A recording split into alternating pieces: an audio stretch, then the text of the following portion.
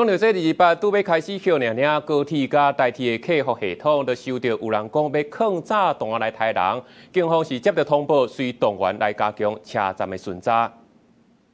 有关本局今日接获相关通报，有不明人士以文字留言方法恐吓台高铁运输安全一案。本局已结合台高铁从业人员，于各驻警车站加强警戒，并针对垃圾桶、厕所、置物柜等区域执行巡检安维工作。另本局刑大已结合各侦查队组成专案小组，目前已掌握特定犯嫌，积极侦办中。